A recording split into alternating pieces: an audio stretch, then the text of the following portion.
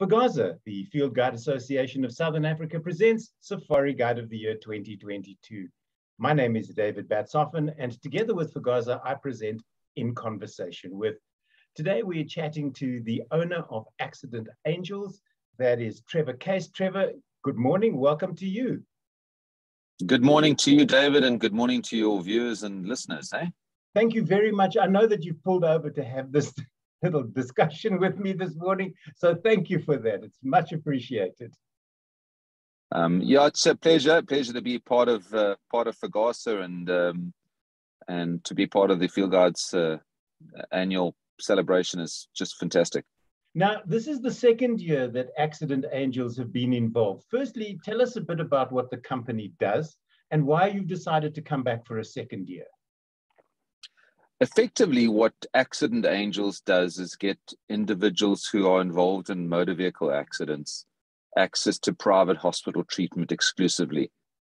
We've been doing it effectively for 10 years, and there's a massive need in the market for young and old who commute to make sure that whilst they're on the roads in our country, whether it's going to and from a game farm, or whether it's just commuting around suburbia, is if they are in a car accident and they don't have a medical aid, or they do have a medical aid, they would just like some more degree of security that they know that there's comfort that they're only ever going to get treated at a private hospital. And we also know, of course, that the guiding industry, most of the guides battle when it comes to sort of medical aids and that type of stuff. So having your involvement in Safari Guide of the Year is important for them, knowing that when they leave their work, maybe to go on leave, or even drive into town, that they are covered and they know that, should something happen, they're going to get the best treatment possible. Well, that was where we saw wonderful synergy in two ways. One is not just with the field guides, but also the community at large that do support the game lodges, that you've got to commute in and out, and there's good commonality there. But to your point, is a lot of the field guides, they'll be on the property for an extended period, and then they've got to commute back home. And just for them to know that they're safe whilst they're driving to and from the game farm back to home, whether that's in Bloemfontein or whether that's a 20-minute drive from the game farm, it just gives them a degree of sense of security. Yeah, because we all know that most accidents take place relatively close to your house. You don't have to drive too far.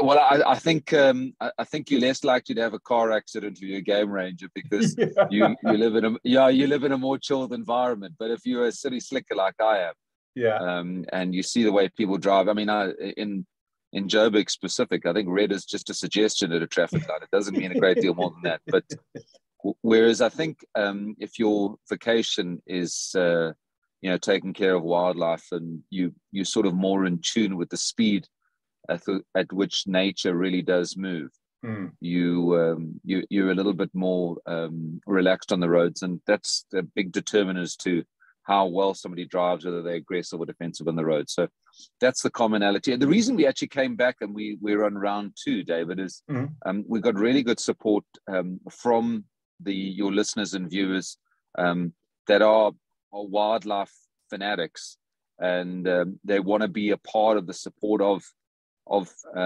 what the great work you guys do, and I think the great common thread is FGOTY is a professional organization. The field guides are professional, and they've taken time, energy, and effort to educate and upskill themselves, and they're constantly in conversation, or in association, or in the company of individuals who love what they do.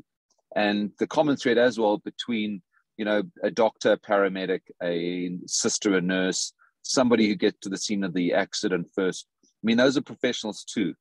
And, it's to pay respect to somebody who's taken time, energy, and effort to upskill themselves to the professionalism that you guys do, is where there's also a very good common thread. And your viewers speak to our audience, and our audience is no doubt likes to get away, and just to make sure that they feel safe on the roads. And supporting the great cause. I mean, it's an uphill battle, conservation and wildlife, not just in South Africa, but the world over, is always under pressure. And it's almost like you guys take this, this oath to protect the community, which is fantastic. So, there's a degree of giving back. And, I mean, I had the pleasure of last year being with the field guides on their orientation and their examinations and their tests and that sort of stuff. And really, really professional, just superb, it's not just a hobby, it's a real vocation. And I say this to our team all the time is, every day you pick up the telephone or you step in front of an audience, it's showtime. And none more so than what the field guides do when they've got, 3 or 4 foreigners on a game drive, and they've got to converse and explain and engage in their territory. It's fantastic. It's great to watch. There is still a few days before, as we speak today, there's still a few days before the actual event begins. What words of advice would you give to those 5 finalists, Trevor? Wow. Gee, the best bit of advice I could probably give is be your authentic self, because your authenticity has got you to where you are today. And I think you would be remiss if you try to be anybody other than yourself. I think that's probably the most important thing. And then the other thing is, I think the bush teaches you to be a great listener, and maybe become super conscious and become an aggressive listener as to what the requirements are of those who are instructing or overseeing or who are judging. Is listen to the questions asked and pay a great deal of attention to your guests on the van. I think that's what's key critical. Just be yourself. You've got this far. And they got this far by being themselves. Exactly. And it's what's interesting is I said this to a work colleague. If I told you tomorrow you were going to be spending time with, I don't know, your sports idol or somebody in a leadership position that you admire, respect, you'd have those little flutters in your tummy. But if I told you I must introduce you to my neighbor, he's quite a good guy, you wouldn't have those flutters. And when you don't have the flutters is when you yourself. When you got the flutters, you almost feel like you're on show. But I would just be your authentic self. Great stuff.